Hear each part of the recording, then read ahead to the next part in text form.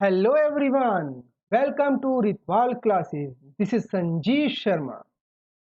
Yes, students, once again I am here with the second part of the story The Lost Spring, written by Anis Jung. In my previous video, I discussed about the title, theme, and the setting of the story. We also discussed about the main characters of the story. Do you remember who was the protagonist of the story in the first part? Yes, it was Sahibe Alam. And in the second part, the protagonist was Mukesh. First belonged to the family of rag picking, and the second belonged to the family of the Bengal makers. First setting was in Simapuri, in the periphery of Delhi, and second setting was in Rojabad, UP. Let's start the explanation of this wonderful and inspirational story. But my dear students, it is my request to you.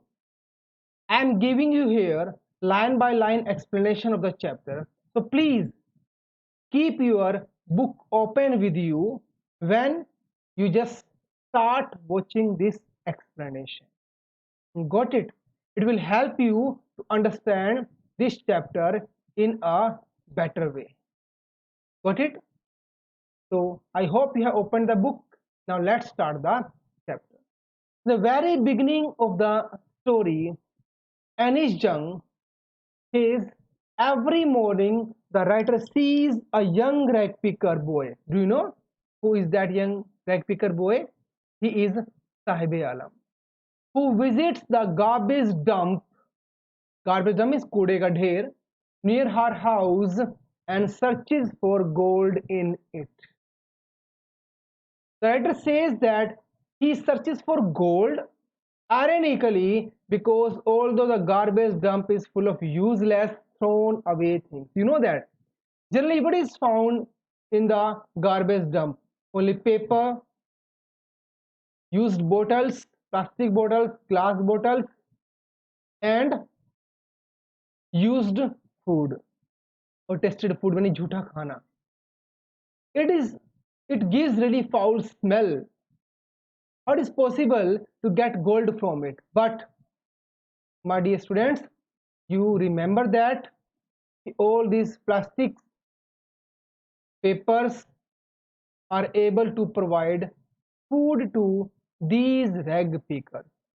That's why all these useless things are seem to gold for them. Still he suffers it so minutely as if he will get something as precious as gold from it. Suffers means he searches.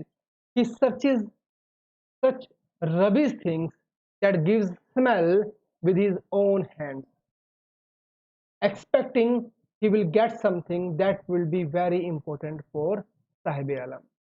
The boy's name is Sahib.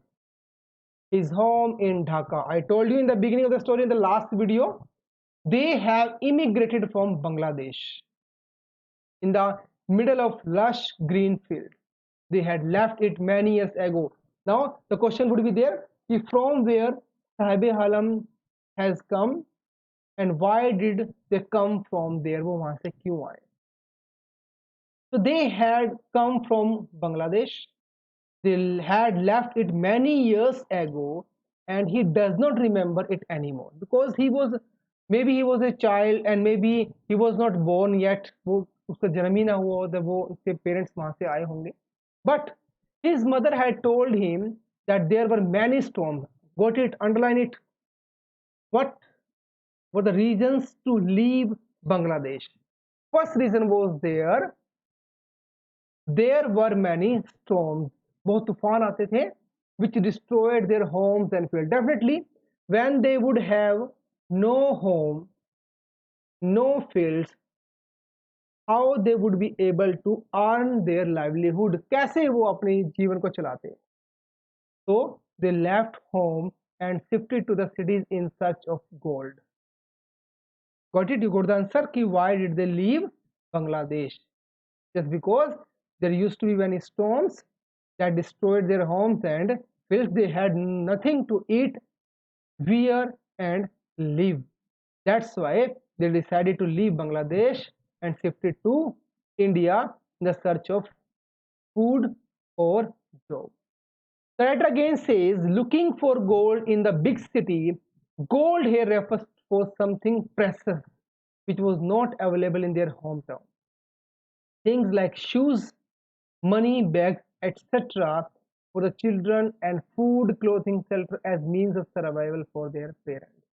Definitely, they all the heap of rubbish had different purpose for children as well as parents. Okay, for children, it's like requirement for money, bags, and shoes. But for their parents, food is more important than clothing and shelter as mean of survival. Okay, the question would be there. What is the mean for survival? It is a mean for survival for their parents as they are able to get food, clothing, and shelter from these heap of rubbish. The boy searches for such precious things in the garbage dumps. One day, the writer questions Sahib and asks him the reason for shuffling through the garbage. What a rubbish question it was. She knew very well Sahib belonged to rag picking family. They had no option because they knew the work only of rag picking. But still, she asked him the reason for adopting this job. Okay, this is the picture where it has been clearly shown the meeting between Anish Jung, the writer, and Sahib Alam. He is carrying a sack, a bag on his shoulder. Okay, some important words are here. First word is here mutters, means to speak in a low voice, glibly, speaking or spoken in a confident way, but without careful thought or honesty. It was used by Sahib Alam when the question was asked from the writer. Follow means meaningless. Definitely. The next question would be there that was asked by writer. Why why was Sahib not going to school? Sahib replies to writer that he has nothing else to do other than rag picking. Definitely. He knew only one job, that was only rag picking. एक ही काम उसे आता था, rag picking का, कूड़ा उठाने का. उसके अलावा उसे कोई काम ही नहीं आता था. ना तो वो स्कूल कभी गया था, ना उसे किसी ने कुछ सिखाया था. That's why he was searching garbage, searching plastic bags and papers from the heap of rubbish. The writer suggests that he should go to school. What a hollow question. Hollow means खोखला, meaningless question था that was asked by the writer to Sahib Alam, why he was not going to school. Definitely, he was living in utter poverty. The more important thing was for him having clothes, bread to eat, and a roof to live in. Okay, that's why it is called a meaningless question. She realizes that her advice is meaningless for the poor boy. He replies that there are no schools in the area where he lives because he was living in a slum area. Definitely, no facility was given there. No proper drinking water, no drainage system, no sewage system. They were living in a stinky atmosphere. Stinky means badbudar. He also assured her that he will go to school when one is built near his house. So see the confidence of the child. He is interested to go to school, but no school was available in his area, in his slum area. Secondly, he had no time to go there also because he was forced to join this child labor at such the time of the childhood when we all used to enjoy a lot. The writer asked him jokingly that if she opened a school would he attend it. उसे मजाक मजाक में से पूछ लिया कि अगर उसने कोई स्कूल खोल दिया, just suppose imagine, so he would like to come there, वो आना पसंद करेगा.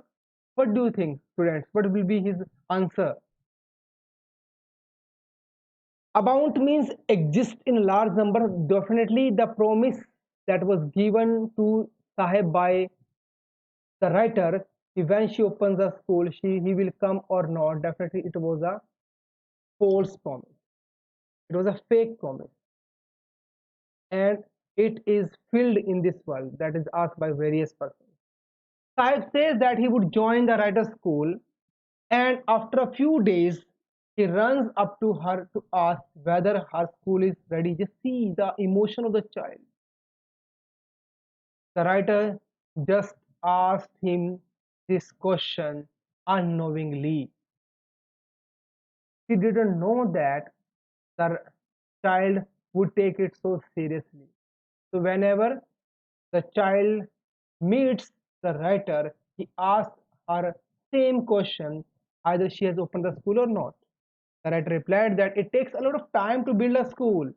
She felt ashamed. Just see, just look at this line. She felt ashamed because she knew that it was a promise that could not be fulfilled. She had said this as a joke and had never intended to open a school, so she felt ashamed of herself. Sai was not hard because he was used to such false promises. उसे आदत हो चुकी थी. अधिकतर लोग जो से झूठे वादे करते थे. It is called lame promise. They existed in large number in this empty world. He was surrounded by such false promise made by everyone around him. That's why he was habitual of all these words. So he was not hard. His words was empty as no promise made to Sahib was ever fulfilled. आज तक उससे जिसने भी कोई वादा किया वो कभी पूरा नहीं किया. Got it? First they meet to each other. The writer asked him the reason of scrounging. Scrounging means searching this heap of garbage. Then he asked him if she opens the school, he will like to go there or not. He says yes, but later she realizes that it was a hollow promise that was made by him to Sahib. But Sahib was not hard because he was habitual of such promises. Because the people who used to live around him, they always made promises but never fulfilled it. Okay, let's move forward. The writer had known Sahib for few months. When she asked him his name, he replied as if he was making an announcement that his name was Sahib Alam. His name was Sahib Alam, I already discussed. The writer thought that the boy did not know the meaning of his name, but if he come to know his name means Lord of Universe, he would not be able to believe it. If the person who is having the such a big name, Lord of the Universe, he is just scrounging the garbage, heap of garbage. His name was opposite to his life. That is ironical. The question would be there, what is ironical in the name of Sahib Alam? His name was Sahib Alam. That means Lord of Universe, but he does not know the meaning of his name, and he is involved in the work of garbage searching, looking for garbage. But did not wear footwear. Just see, even he did not have footwear. जूते भी नहीं थे उसके पास पहनने के लिए. They appeared in the morning like the morning birds and disappeared at noon just because of the hot weather. The writer could recognize all of them as he had seen them for the past few months. They had become acquaintance to each other. वो एक दूसरे को जानने लगे थे, पहचानने लगे थे because they have met several times. The writer was interested in his life. That's why he used to meet him regularly. The writer asked one of them that why was he not wearing any footwear. The boy simply replied that his mother did not get them down from the shelf. Do you believe, students? Answer that was given by this boy, it was accurate, it was correct? No, it was not correct. Actually, they were living in utter poverty. They did not have money to purchase shoes. That's why they did not wear them. Okay, that was the actual reason. And the writer also thought that there was a tradition in India also not to wear footwear also. So first he slapped them over each other when he was embarrassed, when he was asked the question of not wearing the footwear. Excuse or any reason, you know that. Perpetual state of poverty, definitely that is remain continuous, that never stops. So Sahib Alam and his family were living in a condition of being poor that never ends. Just see these old boys, these all are the rag pickers. They are not having any shoes or chappals in their feet. Just keep wondering, carrying this sack on their shoulder. Another boy who was wearing a different shoe in each foot said that even if his mother would have given him the footwear, he would not have thrown it away, वो उसे फिर भी फेंक देता. He meant that the boy was not wearing footwear because he did not want to wear one. The writer asked the second boy the reason for wearing a different shoe in each field. What is the reason he was wearing a different pair of shoes? He didn't reply and shuffled his feet as he tried to hide the shoes. Definitely, he did not want to expose his shoes because they were discarded shoes. वो किसी के द्वारा फेंके हुए shoes थे. A third boy spoke that he was eager to get a pair of shoes as he had never owned one all his life. कभी कभी life में shoes डाले ही नहीं. The writer takes the example of the shoes to highlight the condition of these boys. They search the garbage dumps looking for such precious things. वही obviously क्या कूड़े में क्या ढूंढते, कुछ उनको अच्छा मिल जाए, प्रेसेस मिल जाए. क्या प्रेसेस मिलेगा उसमें? Imagine what could be the precious there. क्या कीमती चीज उन्हें वहां पर मिल सकती है? He further tells that as she traveled across the country, she had seen many children walking barefoot in the cities as well as the villages. The reason that they were barefooted not due to the lack of money, okay, is very important answer. What was the reason behind not wearing footwear? The reason that they were barefoot not due to lack of money, पैसा नहीं था, ये मतलब नहीं था कि उनके पास पैसा नहीं था, but being barefoot was a tradition for them. उनके लिए एक परंपरा थी. The writer wondered and concluded that the reason of it being a tradition was mere excuse to hide the fact that they were so poor that they could not afford food. जानबूझकर उन्होंने क्या लगाया, इन्होंने ये बहाना लगाया कि they were not in the habit of wearing footwear just because it was a tradition. Barefoot was a tradition for them, but the actual reason was different. So they did not have money to wear shoes, to purchase shoes. Next is a very famous story related to Udupi. Udupi you can see here in this picture.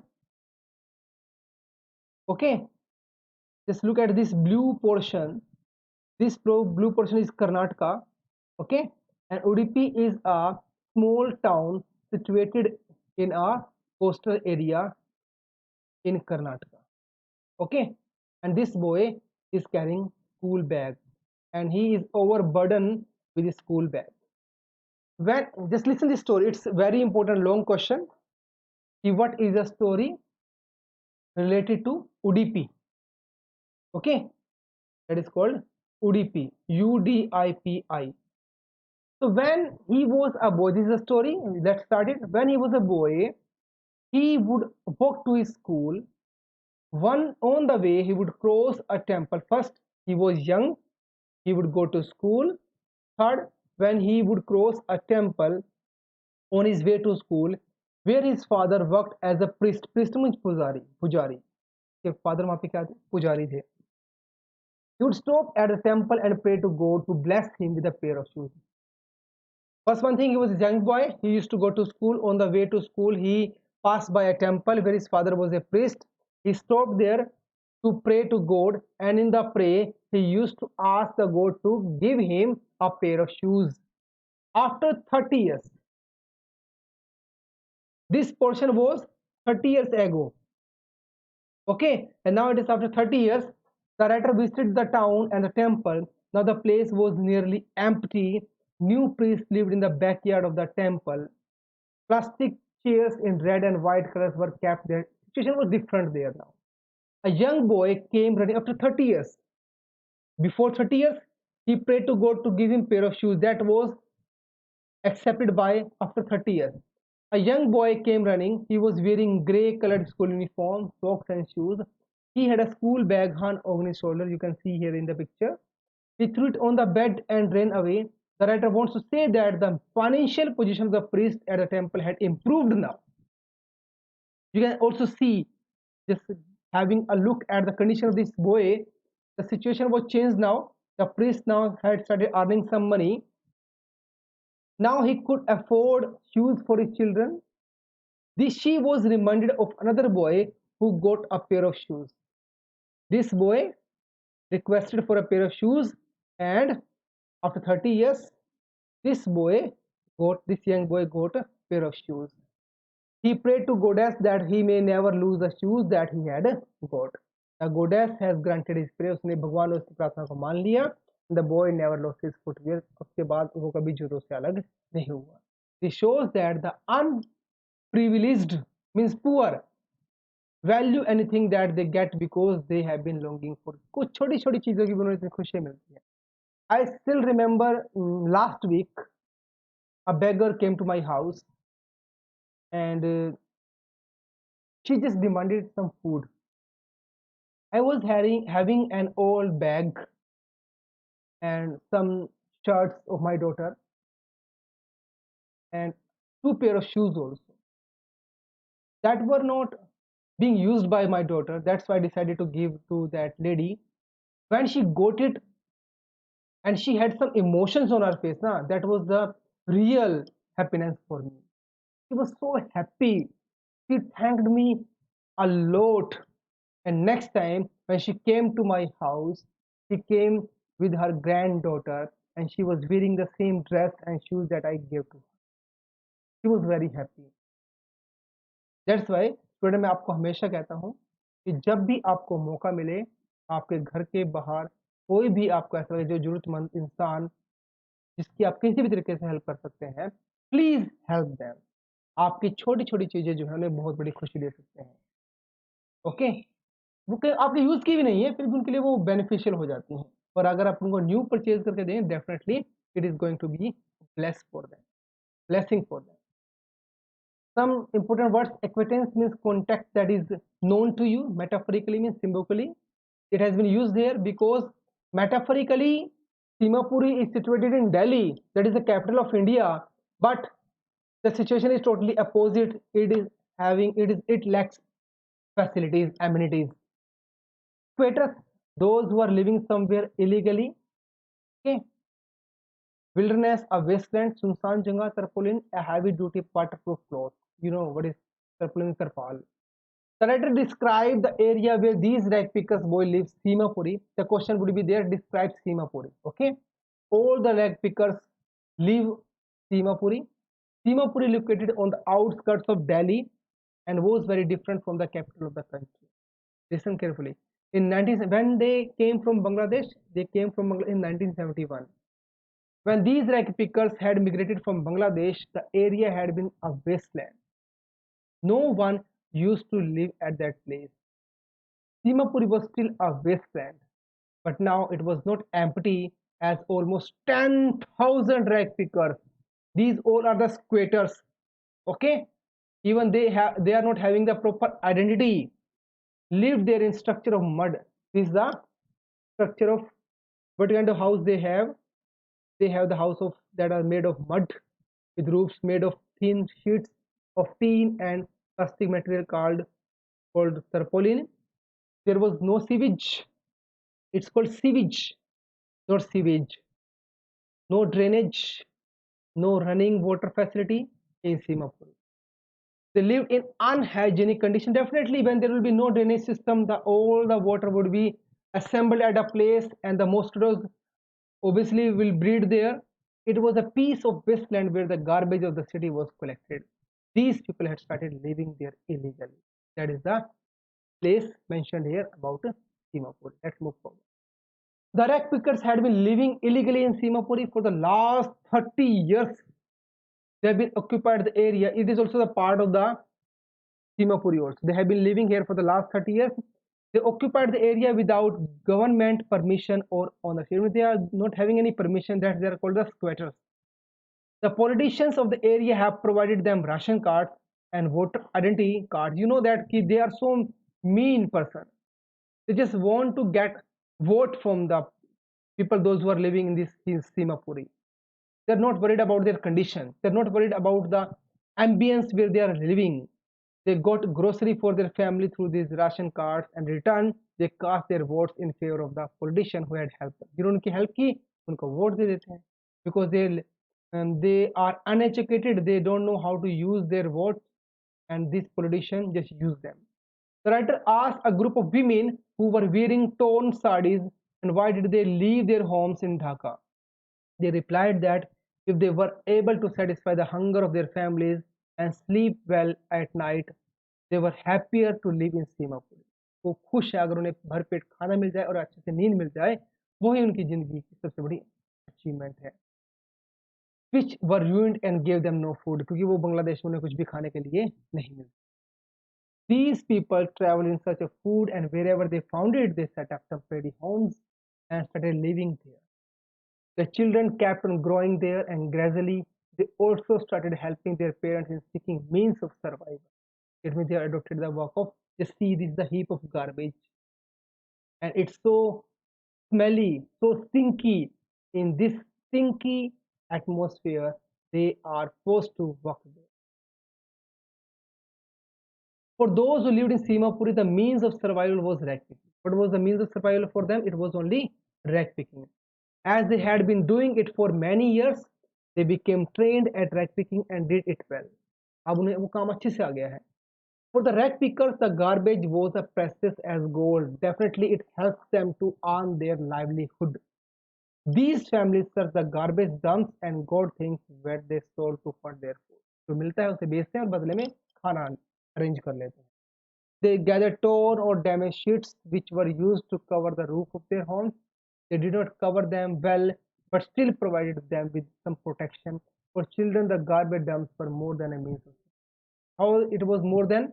Because it helps them to get some more things also. I was happy to say that sometimes he found a rupee, even a 10 rupee note in the dump.